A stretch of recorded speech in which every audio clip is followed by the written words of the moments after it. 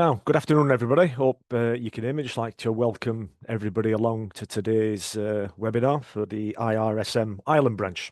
My name's John Connolly. I'm a committee member of the branch. I've been a member of the organisation for nearly 30 years now, since I started my safety career, and just volunteered to get involved with the branch here in Ireland. I'm based in Cork just last year. So delighted to welcome everyone today. Not only from the Republic of Ireland, but our colleagues in the north of Ireland and maybe further afield as well, and also potentially from our friends in Engineers Island, where our guest speaker Jim is heavily involved as well. Just a few cosmetics. If you have got any questions and answers, do please feel free to put them into the Q&A section. Once I've done the introduction, I'll hand that over to Jim. He will go through his presentation, and then I'll come in at the end just to go through any questions and answers that people may have. Just to let you know, the session is being recorded and it will be up on the IRSM platform for those who want to see it. So, without further ado, I'll just introduce you to Jim. Jim is a senior safety professional. He's working with and a technical director with RPS. Very experienced in this particular topic and involvement of PSTP. And one of the things that Jim will talk about today is around it's what we're all interested in is about prevention techniques, not only what's happening in the Republic of Ireland, but in Northern Ireland as well. Like I said, we've got members here from, we are an all Ireland branch, so there is a crossover there. And we're all interested in one thing, which is prevention of incidents.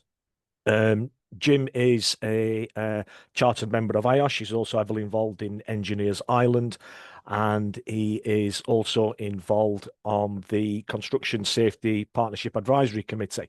So very fortunate to have Jim giving us a talk on this particular topic today, temporary works. So without further ado, Jim, the floor is yours. Thanks, John. Am I okay there? You can hear me? Very good. All good. Okay, guys, thanks very much to the IRSM for the invitation to talk. It's been an interesting experience preparing for this, and I hope we'll do something decent with it. So what I'm going to talk about today is what are the permanent work designers or other designers involved in temporary works required to do. I'm going to focus on designers here.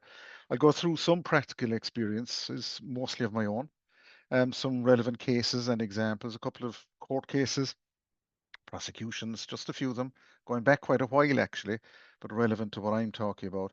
I need to focus on some relevant codes of practice here in the Republic, and we'll mention some guidance that is available. Now, I'm not going to give you in the next 35 minutes or so a guidance on how to design temporary works. There are much better people at that who are good at that. I will not focus on large temporary works examples, but more commonplace ones. I will focus on designers and note that there are lots of voices out there on temporary works. Even on this channel, there's the likes of John Carpenter, Mike Webster, who's, I think, given a previous talk on this, maybe John has as well.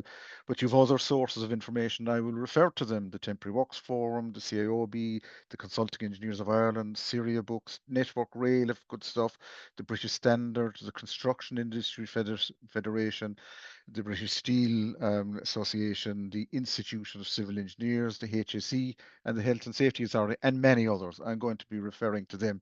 So over there on the right-hand side of a picture, nothing to do with anything I've ever done. I saw this, took a snap of it in Dublin there a few years ago, and I said, there's temporary works. Somebody is up there and going to work on that. He needs to trust the people who put that in place and who've designed that. And that's a very much part of the designer role. Some of my experiences in temporary works have been very varied and have gone from very big jobs to smaller jobs. This was the most interesting one here on the left-hand side. This is the Mizen Head Bridge. And there were a lot of design involved. We were reusing an old bridge to hold up the temporary works to support a new bridge being replaced. And there was lots of different things, a lot of interactions between designers going on that. So that was quite a complicated one. The one up there is interesting. It's these cranes on a Cork docks there recently. A lot of temporary works involved in putting them together. Not a great issue there because you have specialists involved who know exactly what they were doing. But then it's actually, what you can't see very well there in the photograph, it's being moved by bogies into position. So there was temporary works and loadings in the concrete as the whole structure was being moved where it was put to where it was going to stay for its lifetime's work. Little one over there on the right is pipeline crossing. And pipeline crossing, I have a temporary works design certificate for that, temporary works design, because it's a very important pipeline. It's meeting there at a joint, and there is or was excavation underneath it, and there was a, not huge, but a very important element of temporary works. Bottom left there, a bit of soil nailing and excavation. You can see, if you look closely, you'll see it's beginning to show a bit of age and time. And it did because of water ingress, and there was a lot of interaction from temporary works designers and permanent works designers. It was actually right alongside quite a large structure. And that is the one big thing with temporary works is where you are built, what area you are and how does it affect other structures. So there's a lot of talk and discussion and going on there. Cofferdam, from a gas pipeline job recently, and this is an interesting one. I found this in a few jobs of late, the cofferdam, but you also have the cofferdam which is sitting on the rock underneath. So you have two basically types of temporary works happening there. You have reliance on the rock at lower level, and for the softer ground on top, you have the cofferdam. So you have a lot of interaction of design, and this is one that is from one of the jobs and went wrong. And it's shutter, a very tall shutter, and it was the rate of pour of concrete on the shutter that causes abnormal stresses on the shutter and force it to burst. And there's a lot of design of concreting and loading and related to temporary works. These are quite complicated ones. I'll probably focus on more ordinary ones. This I would have thought was ordinary. I don't want to see this again. It gives me sleepless nights still, even though it's probably 30 years old at this stage. Um, this was a pipeline that needed to be crossed. You can see that there's an existing water main on top. There's a new sewer on the bottom left there to pass underneath it. There's another sewer, little sewer there.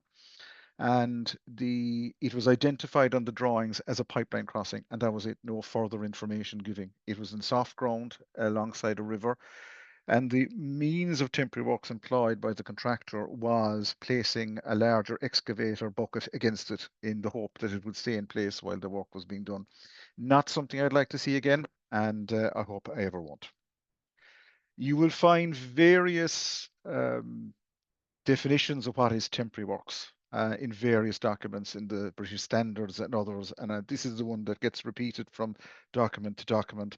And it lists things in false work, formwork, access requirements, vehicle pedestrian bridges, underground service, marine temporary works, other temporary structures. And you can go through that list to identify what is and what isn't temporary works, because this is what you need to do. From a PSTP point of view, project supervisor design process, our role is to coordinate the design of temporary works. And in order to do that, we need to know what temporary works exist. So, I mean, over time, I've added to the list on the bottom of the slide there temporary generators. I had one at the weekend where a hospital was shut down for a few hours while a temporary generator was in place.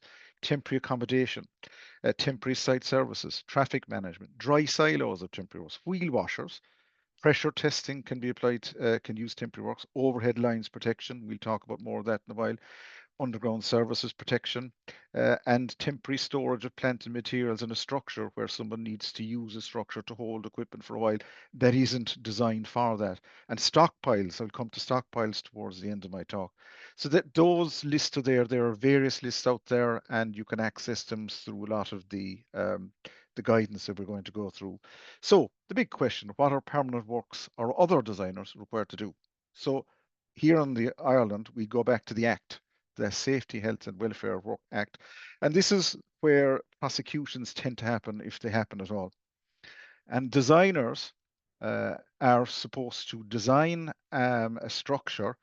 So a person who designed this project for construction work shall ensure so far as is reasonably practical that the project is designed and is capable of being constructed to be safe and without risk to health. So the words reasonably practicable come in there, and we talk about design and capable of being constructed.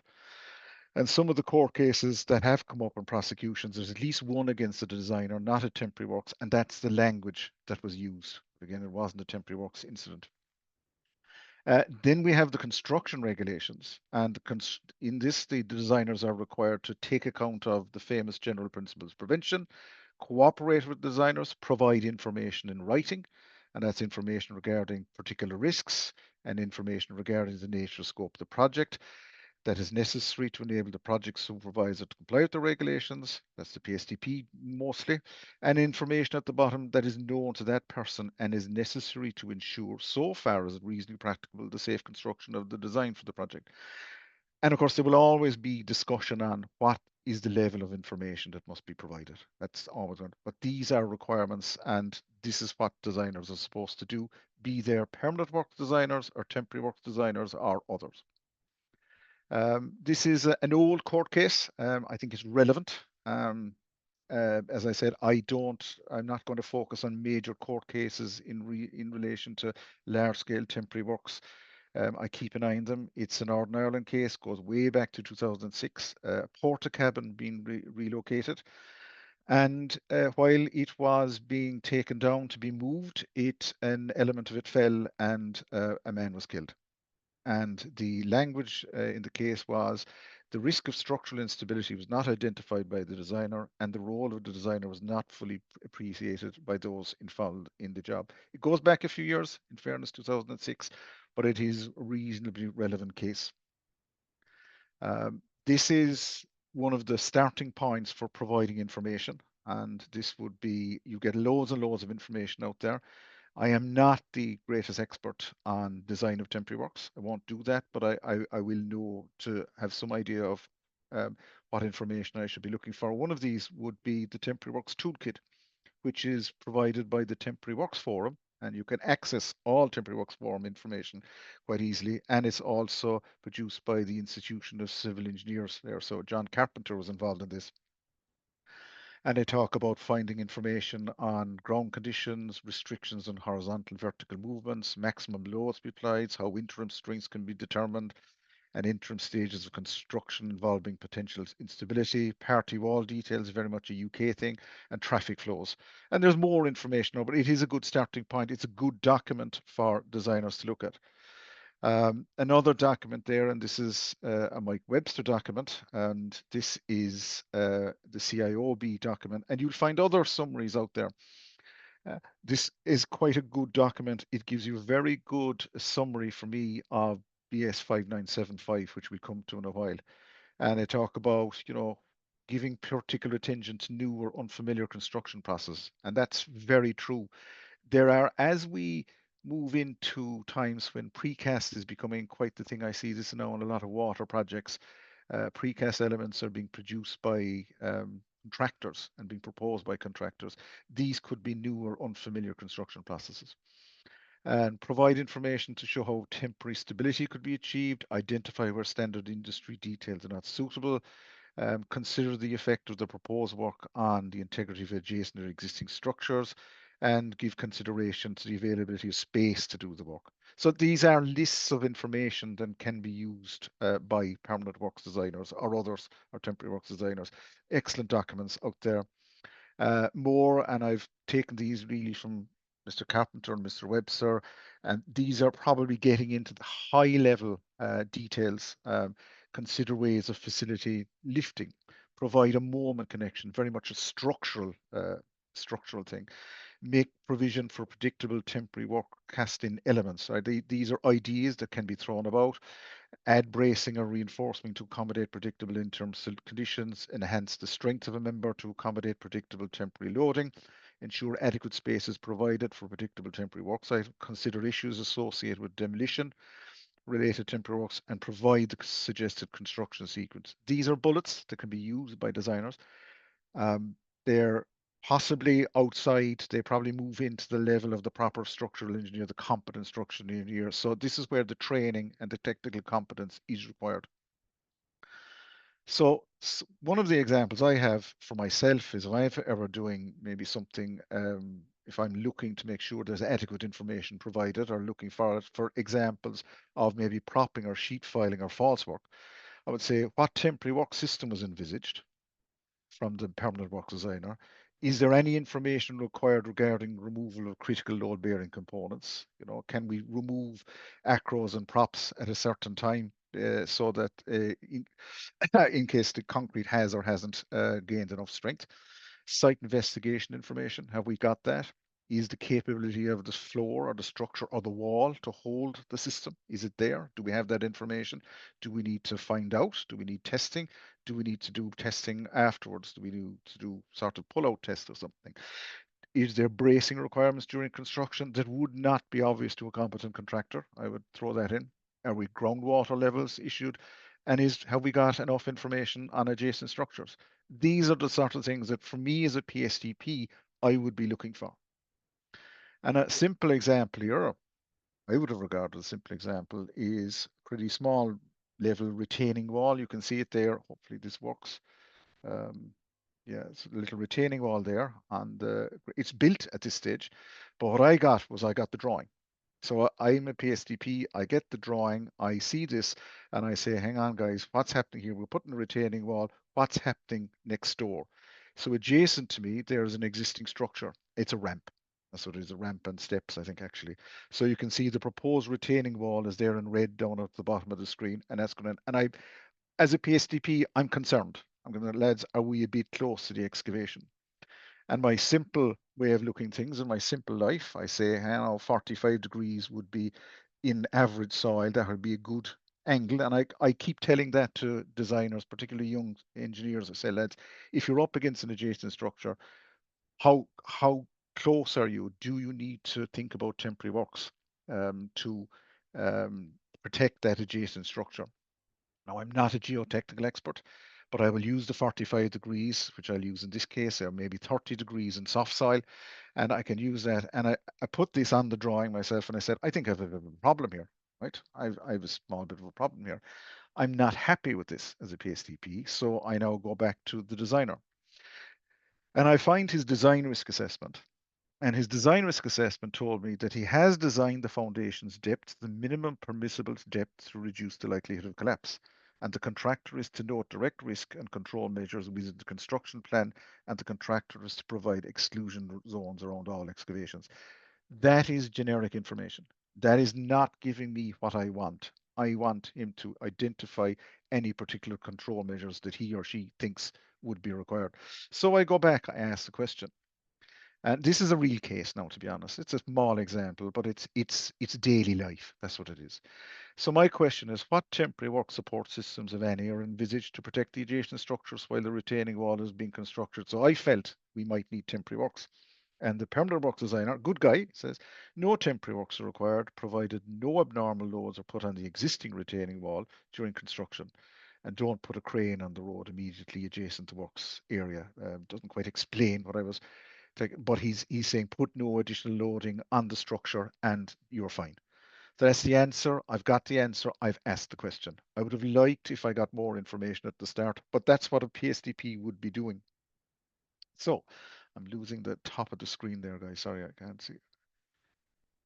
So the question here is, does the designer have to communicate information about standard tasks? And we mentioned this earlier on. Do you have to tell a contractor that he has to prop every bit of steel that he puts up? And that is a big question. And Mr. Carpenter, in his Designing a Safer Building Environment, and you'll see this repeated in the Institute of Civil Engineers documentation as well, where he also contributes, he talks about a standard task comprising materials in regular assemblies familiar to a competent contractor in the field, and would have accepted normal access for both erection and have a normal environment location. There's probably other language in it there, but it's what's it. We would be thinking normally in language, we'd be thinking, is it unusual or a complex design, or is it not an unusual or complex design? Or do we need to identify significant risks not likely to be understood by a competent or capable contractor, or are unusual or are likely to be difficult to manage effectively? And that's always going to be, for me, maybe not for others, but for me, it is difficult to identify what is and what can be managed by a competent contractor. And over the years, I've been surprised by what can go wrong. This is a UK case, and it was a building refurbishment project, and the chaps were putting they made pockets in the structure, and the building fell down, and two guys were injured. I think there was a foot broken, and there was some other damage done. Now, there was no fatality, thank God, but there was injury done. And the HSE inspectors found that designers had not provided information in the design to allow them to know how to do the work properly, and they didn't. The guys doing the work didn't know that removing the masonry would cause the archway to become unstable. Now there was a bit of a buttress involved as well, and the HSE inspector said at the time, if the designers had ensured sufficient information was available in the drawings, it would have alerted to those carry out the work potential dangers to start with. Now John mentioned something about UK and Irish. One of the things, now I didn't put in the slide here,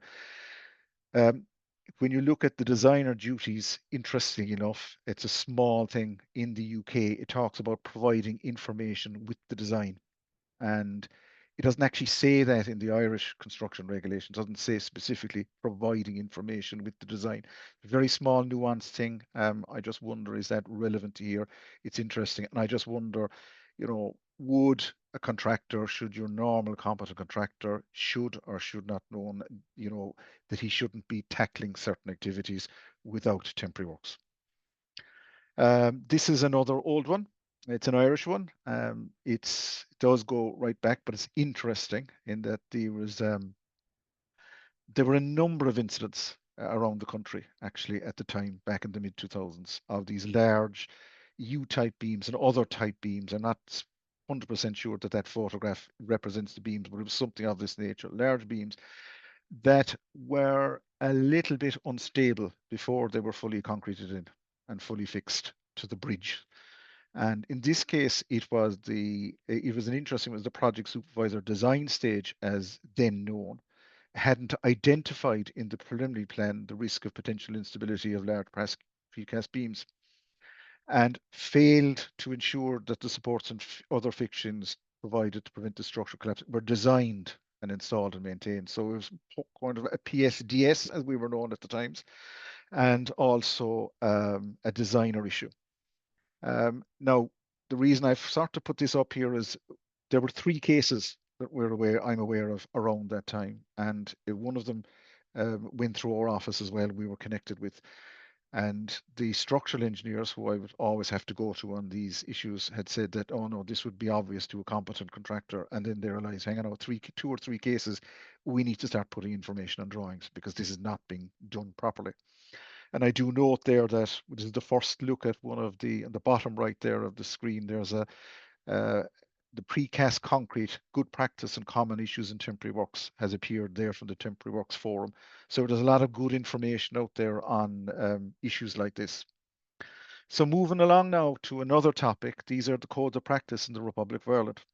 And you see, in the country, we have the Act, Safety, Health and Welfare of Work Act. We have our regulations, construction regulations, and then we have codes of practice. Following that, we have some guidelines, but the codes of practice are quite strong, very strong. And they kick off with the access and working scaffolding, which I'll look at briefly, the overhead services, and the design and installation of structural anchors. There are other codes of practice out there, but in relation to today's topic, these are the ones we're going to be looking at.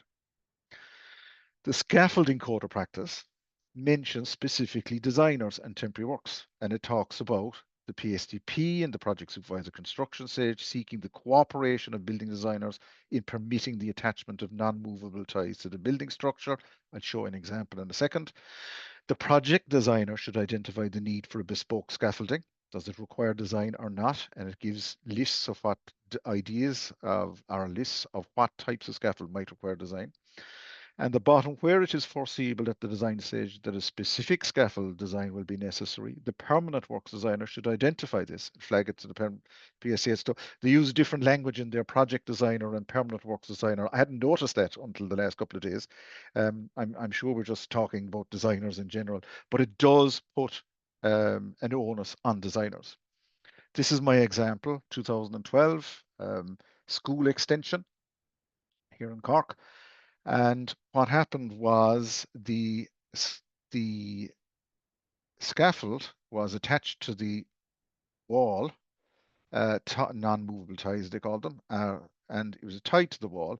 And the plasterers, God bless them, decided they wanted to do a nice job, so they took these ugly ties out of the way so they wouldn't be holes in the wall. The next man to come onto the scaffold was the Health and Safety Authority inspector, who found the scaffold wobbly. And those of us who've worked in the Cork area will know the good man involved. And he was an excellent man on scaffolding. And he found this was difficult. And he found that the scaffold wobbled, and he queried this with the contractor, and he queried it hopefully with the plasterer, but he also queried it with the PSDP. Because it was the question, were the ties agreed between the scaffolding contractor and the permanent works designer? And that was the question, and that led to a prohibition notice, I must admit, which I got removed. But there was a lot of discussions, a lot of lessons learned in that. So that's an interesting case. Back to the code of practice itself. This is the first major reference in the Republic of the Temporary Works Coordinator. The Temporary Works Coordinator, who appears in the British Standard 5975, which the PSDP would love to have on every job, but doesn't, because they are not common in the Republic of Ireland. A lot of the large contractors will have them. They're there. They'll have them in place, but they're not fully integrated into a lot of projects. And it would be great if they were. But it is the first mention there that they should be employed to assist the project supervisors and carry out their duties for large projects where the scaffolding will be complex and involves support from the permanent work structure. It would be great if we could extend this to other projects and make it a must, but it's not a thing we're able to do. But as a PSDP, I would love to have a temporary works coordinator on every project. This is the overhead electricity lines, and it actually says that temporary works will generally consist of the erection of barriers, bunting, height restriction goalposts, and warning signs where plant or vehicles may cross under lines and other structures to prevent unsafe encroachment. So it actually lists what temporary works are.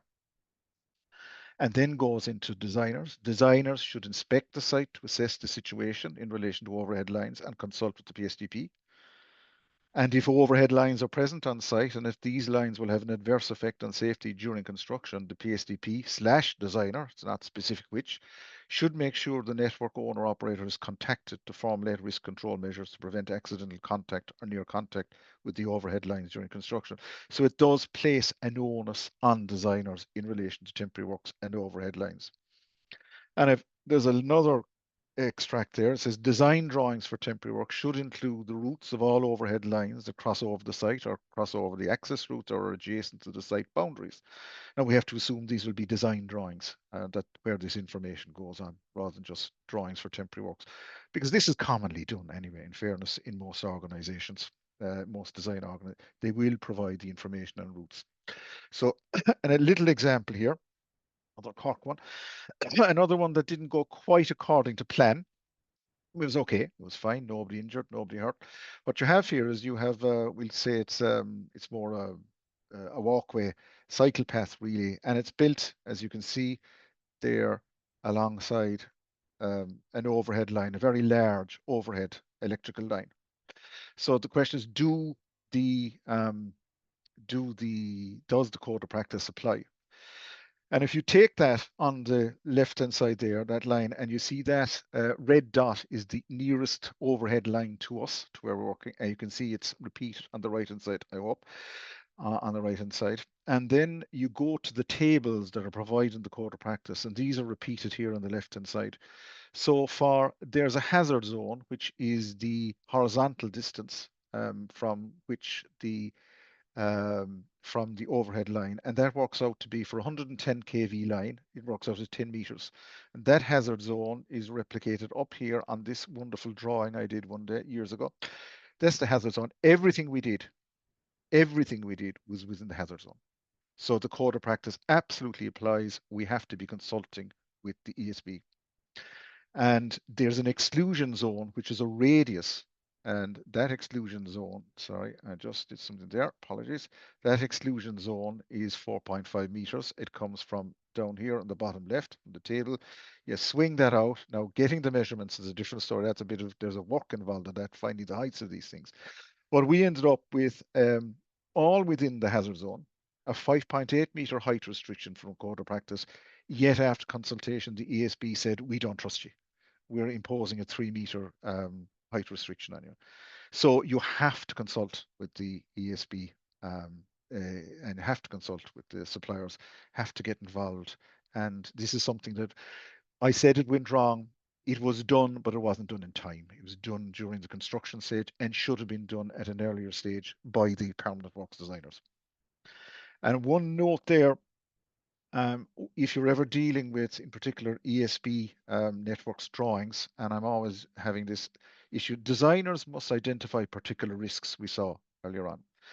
And designers will always go and look at the ESB drawings, or the ESB drawings list high voltage as 38,000 volts and upwards. And some of them, actually, they get, in other documents, they go higher. But for us, high voltage is 1,000 volts and upwards. Okay, so people who, particularly as I said, young engineers who are tasked with the job of checking all the services, they tend to not spot the high voltage, not spot the particular risks, and that can be embarrassing and difficult if you don't highlight them. And it's also against the law not to highlight them to contractors. Just a little note there. Another code of practice, very quick one. This is the structural anchors, and there's a lot of structural anchors in temporary works. You'll see there by that photograph. A lot of structural anchors, and there are forms to be filled. There's permanent works designers involved. There's structural anchors design involved. So there can be quite a lot of information to be interchanged between designers here. One note here, we talk about what would be obvious and not obvious to a competent contractor. Just saying from recent experience, chemical anchors take time to cure. That's what I'm going to say. They take time to cure, therefore they don't have immediate strength. And that's just a note there from some recent experience. So the guidance we have for temporary works is, well, our go-to document is the British Standard, which is not normally applicable here. We in Ireland, we go to European standards first. And then we can use UK standards if there's nothing there. And this is the one good temporary work standard. But it's quite a difficult document to read if you haven't been involved in it over time and get involved. And as we don't really apply it too much, and there are other characters involved. There's the temporary works coordinator involved. And then you've people like designed individuals or designated individuals have been included from all parties involved in this. And we're a bit far from that in Ireland at the moment, I believe, unless you're involved in a very large organization that will take all this on. So in the meantime, we have the 2021 document, Management of the Design of Temporary Works, which is the Construction Industry Federation document, which I admit to being responsible for 95 to 98% of it, probably 98% of it. And it's just a sort of what I'd call a bridging document. Look, we're not really at there. Let's get something that we can manage within the industry. And it recommends that we use a temporary works coordinator. It recommends that we use the classes of temporary works that are in British 5975. And it talks about when you might need temporary works design certificates. We'll talk about them in a second because they're very much part of what we use in temporary works in the Republic. And when would you need them and when you do not need them? So you'd use them for certain classes, not for others, to create a sort of a cutoff point by which you wouldn't always need temporary works design certificates for every element of temporary works. And very important note comes from 5975. All temporary works design should be independently checked. and the degree of checking should be related to the scale of temporary works. So some of the examples I've down there at the bottom, we have, look, there you go, there's a big shutter, not a shutter, a big cofferdam type structure on the bottom left. And that obviously requires a fair bit of design, may need to be designed by very competent people and may need to be checked by very competent people, may need to be outside the organization. Then you have somebody building a little steps outside his door. That's a temporary works as such. I don't think it needs a structural engineer. In my view, others might say differently, but it does need to be checked and managed. Even the trench box there on the right-hand side, somebody selects that trench box and somebody signs off to say it's okay. That could be signing off a method statement. It could be signing off an inspection form. It could be anything of that nature. But someone selects it, that makes them the designer. And that's where that document comes in. It tries to manage situations like that and manages the things that may not have been taught by the permanent works designer because they didn't come under his remit, and it is managed in on site. And also will bring back things off. If there's ongoing communication, it'll bring things back to light that haven't been taught properly out at the design stage. Other temporary works forums documents that I find myself leafing through. The hoardings, very good document there on design and management of hoardings. There's a client guide to temporary works from the Temporary Works Forum. Again, all available on their website. You'll find them for free. Then there's one there I've spotted lately for outrigger loading. These are good documents, can be helped. A lot of very good guidance. There's blogs, notes, all sort of information there. Well worth looking at. This is one there's a constructability guide. I've come across a lot of this lately now, constructability reviews for temporary works. There's another one coming up in a while. And it talks about lifting items and plant and lifting items around the site. And over there, there's, for lifting rebar, there's one there from the Federation of Piling Specialists, a guidance note for the design for splicing, lifting, and prefab, because a lot of rebar gets lifted around the site. So there are guidance documents out there. And this again is one of my own experiences. There's a rebar mesh put together on the left-hand side. It looks something like that. That's not the actual one, but it fell off the crane. It fell off a tower crane one day and nearly landed on a few lads who were working. Why did it fall? It fell because it wasn't put together properly. Yet there was a temporary works design done for it. There was a temporary works design certificate in place.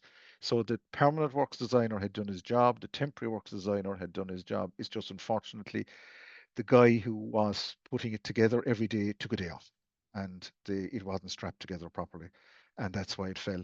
So there's, we looking at responsibilities. You need to do your job, but everybody has to do their job. Another temporary works forum document there for providing information for engineers and others is temporary condition of reinforcement cages prior to concreting. And one great table I found in it is how high can you go before a rebar will fall over, and they talk about 5 meters for a 32 mil bar and 2.4 meters of 12 mil bar. So it's a good guidance if you're talking about heights of shutters and heights you can go before you need to start propping the rebar in the shutter. One question I constantly asked, I'd get this 3 or 4 times a year, is the permanent works designer, does he have a duty to check the temporary works design? And here we refer to the ACI guidance, the Association of Consulting Engineers and others, but this is probably the best one. And these briefing notes are out for a number of years and well worth having.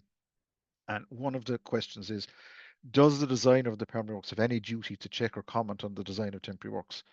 And he doesn't. He doesn't have to check the temporary works designer of somebody else. And we'll see that in this design certs later on. But he does see something that's a potential problem, does see something, might spot something that's obvious to him, he should communicate this to the person who did the design or another appropriate person.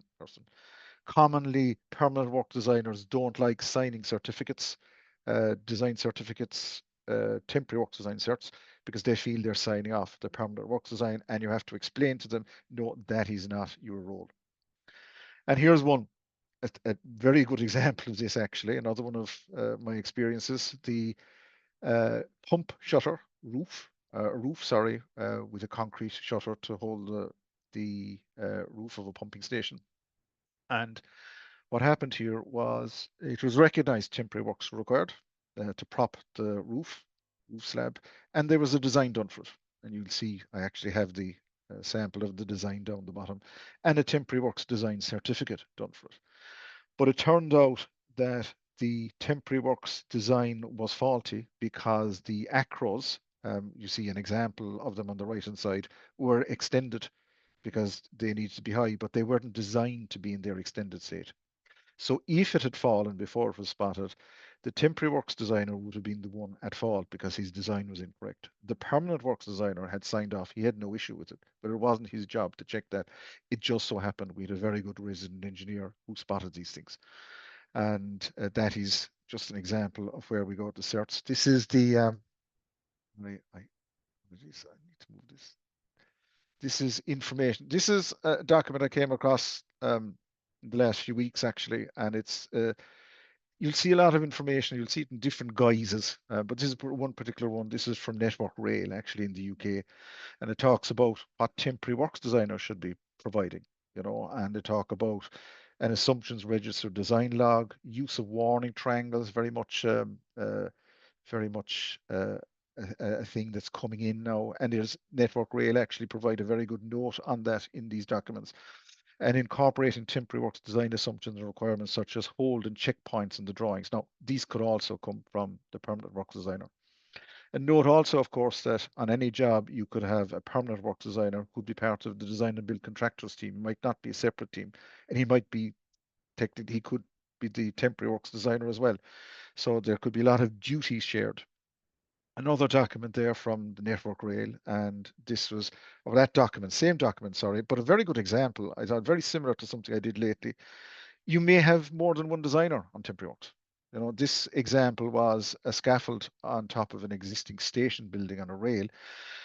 And there's a scaffolding designer, a structural engineer to check the existing building. In this case, because there's rail, a signal lighting engineer to check there are no signal sighting issues, an electrical engineer to design the bonding and check electrical clearances for whatever reason.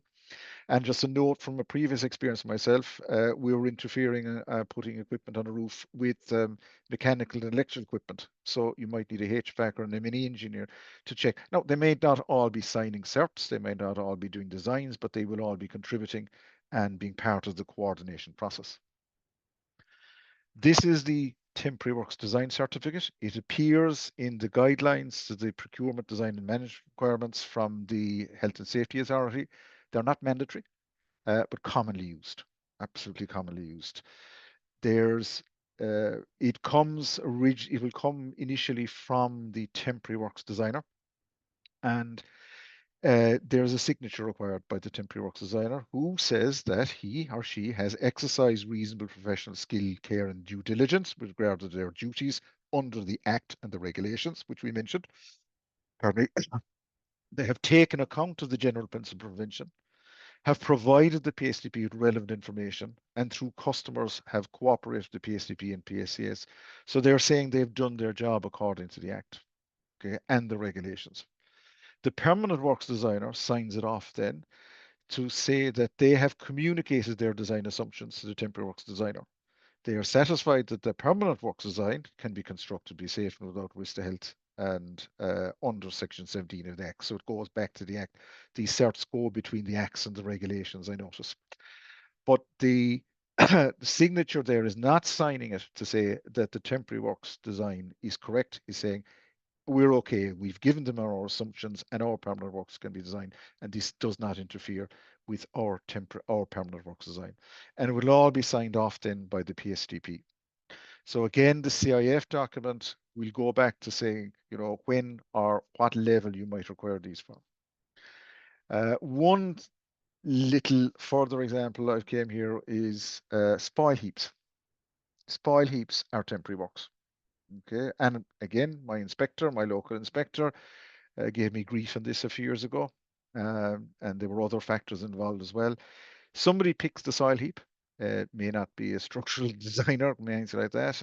There could be, but somebody picks it, and it's okay to have it at such a height and at such a slope. And it may or may not need a Temporary Works design cert. It is referenced in the CF document, I think. And there is actually Temporary Works Forum guidance, very helpful document there on stockpiles, because somebody asked that question. Did I need design for stockpiles some years ago? And this information appeared. So that's well worth having. Traffic management. Traffic management in Ireland is governed by temporary traffic management is governed by the Chapter 8. So in the middle on the right there, we have the traffic signs manual, Chapter 8. But going with it are there's a guidance document, traffic management design guidance document, and an operations guidance document. These are guidance. The traffic signs manual is much more serious and has to be applied. It's mandatory requirements. Others are guidance as to how you might manage it. And available there on www.trafficsigns.ie, or was anyway. But what does that tell us? One of the issues we've had over the years is what information needs to be provided to the contractor and through the design process. And this straightens it out a little bit. It says that it is acknowledged on large projects in the guidance document, this information is, it is acknowledged that the detailed temporary traffic management plan can only be developed once the PSAS and contractor have been appointed. And in this case, a preliminary temporary traffic management by a competent person, and this is more than likely going to be a designer, a permanent works designer, should be provided to the PSTP for inclusion in the preliminary plan and safety plan, and then include in the tender documents. And there is some guidance, there's half a page of guidance provided in that document as to what might be provided in the preliminary plan. It's not always a drawing. It could be a risk assessment. It could be a list of criteria. It could be of that nature. But there was, for a number of years, a lot of confusion as to what needed to be provided, and this straightens it out a little bit. And this is a risk assessment for me. This is typical of what I would have come across over the years, is pipelines on roads and work to be done on roads, and the client doesn't want to close the road, and nobody has identified any other no one wants to upset the neighbours and the people using the road. And I've often asked them to, look, lads, get the width of the road and put a digger on it, draw a digger on it, and tell me, is there space left there? And if there's not, then you identify you cannot close the road. And the bigger the work, the bigger the excavation, the bigger the trench box, the bigger the digger. And that's a sort of a risk assessment. So a risk assessment author says we need a diversion, and that would need to be communicated and managed and identified. Some more examples. I'm going to start closing out now. You'll be delighted. Apologies for the image. It's taken from a report from a good colleague from another organization on a project, and he's building control regulations, and he's doing a BCAR inspection. So this man is on site, and he's made a note, it's difficult to see the photograph there, but he's made a note to the contractor to ensure that all the steel beams are proffed if the precast is being loaded onto one side of the beam prior to loading the other. In other words, if all the precast beams, concrete beams, go on one side of the steel beam, then it may twist. So it needs to be propped at one side. Something that would not have been and wasn't identified at the design stage, but was identified during the construction process, and was so the design of temporary works. It's ongoing, and new things happen all the time. This is a very recent one. This kind of threw me a bit.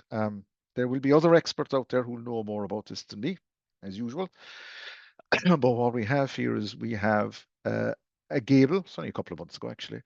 A gable wall, and there is no support to the top part of the gable wall, while it's before the whole rafters are put in place and the whole roof isn't put in place and tied together, and would not seem to need to be, yet it blew over, and it blew against the scaffold there. You can see it there on the, sorry, something popped up there. The scaffold there, it blew against the scaffold. So that's, there was no propping against that. Now, it was, in all fairness, knocked over by Storm Owen, which was a serious wind. So it was an unusual or unforeseeable event. At the same time, I took this to 4 structural engineers that I knew and were involved in the project, and asked them, would it have been foreseeable that temporary works would have been required to prop that? And 3 out of the 4 said no. And the 4th one was adamant and said, absolutely yes. So you will get different opinions, and you'll get different opinions from designers, and you'll get different opinions from contractors. Of course, the trouble is, if it did fall on somebody, then it will be the man in the wig will tell us whether we were right or wrong. Another one here, large scaffold.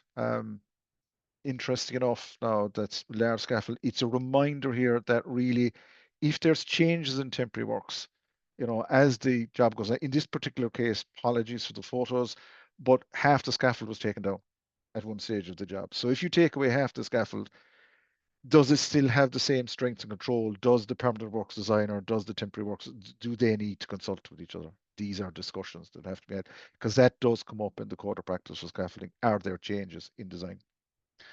And I think this is another one. Again, apologies for photograph. I didn't want to be showing anybody's banners here, but it's a scaffold and it's banners on a scaffold and you're adding something to it. So if you're adding anything extra ways to temporary works, then there might be further design review required.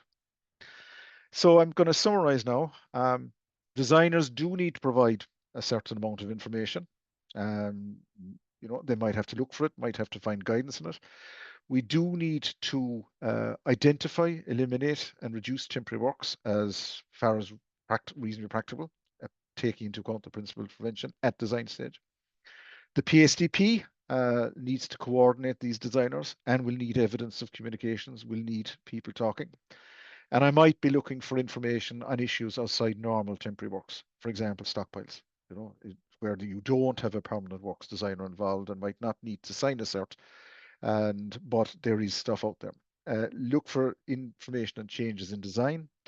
Use the temporary works classifications during construction, particularly for design certificates, and keep communications open during construction. That's me. I'm finished, guys. Thanks for that. Thanks, John. Jim, fantastic. Thank you very much. I think very thought-provoking for all of us who may have some involvement on temporary work design. I think a couple of key takeaways for me there was the amount of guidance that's actually out there for all of us to refer to that we can go through. So, yeah, just to take us up to 2 o'clock. Thanks for the question and answers. We have had a few questions come in. So first question, Jim's come in from John Coleman. Thanks, John.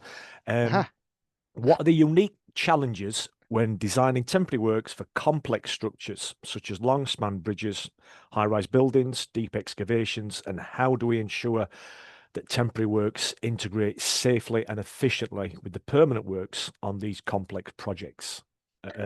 Loads and geometry may be non-standard, question mark there. That's quite a detailed question. John, that is a detailed question, and I would say, John, I haven't a hope in hell of answering that, right? I would say we start with that's where my competence goes. It stops at a certain time. We talk about moments and strengthening. That's a very structural thing, and that is, as you said at the start, John, that's where we go to the guidance. That's where we go to the structural engineers and we use the guidance that's out there. It's very difficult for me to get involved to even answer something that what I found any job I've been involved in like that, I am listening to the structural engineers. It's very difficult to answer a question of that. So apologies. Okay, seek a bit of further guidance. Yeah, seek a bit of further guidance. Yeah. Not today, not from today. Before 2 o'clock. That's grand. Next question there from Paul. Paul, thank you very much. A common question that comes up on projects: why does the temporary work design from the ACIE RIA Engineers Island not have the space for the signature of the permanent works designer, like the recommended HSA form? I think you actually showed us some examples of the signatures there. I did. I did. Has that ever been discussed a query with the HSA, Jim, from that perspective? Okay, right. Very good question, Paul. Excellent question. And I actually had it on a slide, but I said, look, I didn't think anybody would be interested. But it is a very interesting. So what you have there is the ACEI produced a temporary works design certificate some years ago, and they omitted, it's a slightly different layout, and they omitted the temporary works, so the permanent works designer from it. Now, I actually currently sit on the same committee that put that together some years ago. No, I only sit on the last few years, and I have raised that question with the committee. And I'll be absolutely honest, nobody on the current sitting committee can actually answer the question for me. So if you look, Paul, at the cert that you're talking about, if you look at the cert and you look at the wording of the of the certificate, it alludes to other certificates provided by the permanent works designer. I haven't got the wording there in front of it, but it does allude to that. I could drag it up there now quite quickly if I needed to, but it alludes to other certs. So for me, that would need to be a permanent works design cert. For me, I've seen in those cases, I would be quite rightly to ask the permanent works designer to say, this certificate, I know you won't sign it, but it alludes to other certificates provided by the permanent works. So I presume you are providing me with a permanent works design certificate. Now, permanent works design certificates are also contained in the document, the HSA document, the guidance document, but they're not commonly used in my world. It depends who you talk to. I don't see much of them, but it's worth looking, Paul, at the guidance, the actual wording of it itself. Personally, I prefer to have the 3 signatures on it. And even though we're members of the ACI, I'm on that committee. Our company way of thinking is we will always use the HSA certificate, even if the permanent works designer doesn't feel he needs a need to sign it. Sometimes I'll get it in, I'll note that he won't sign it. Some of them will say, look, there's no requirement for me to sign it because there's no interface to the permanent, but I will sign it anyway. I hope that helps. But it's worth look at the cert, Paul. Just look at the wording and the cert. Yeah. It's interesting, the ACI one. That's great. Thanks, Jim. Just one there from Jim or John. I couldn't find the CIF temporary works guidance online.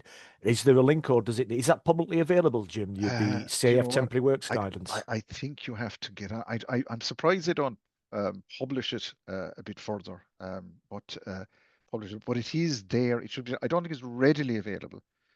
Okay. But if you want John to maybe communicate with me, maybe afterwards, if Yeah, anybody John, is, and to the rest of the yeah, delegates today, what we might do, we'll see if we can sort of maybe pull that information, certainly yeah, circulate that to members, which might be yeah, useful as yeah, well. yeah. I'd be And anxious that people would see that, read it, and even comment back on it, because a year's due time we could make a better version. It could work yeah, for us. yeah, absolutely. And just one last question, is this from myself, Jim? Actually, just I made a note on the presentation there. You talked about work within the hazard zone of overhead power lines, ESB overhead power lines. And I suppose it's a question really, should we really be constructing structures within hazards? I appreciate time and space is at a premium, but I suppose from a design point of view, if we're building something within a hazard zone, have we actually designed out risk, or we introduced risk for We've future workers? we've totally introduced risk. Totally, you Yeah, need permit. Because a lot of times you might get a switch out, right? You might get a switch out. You might get it done. Might get something built within the hazard zone, which you obviously don't want. And others will be screaming at me here now and said, don't do anything in the hazard zone.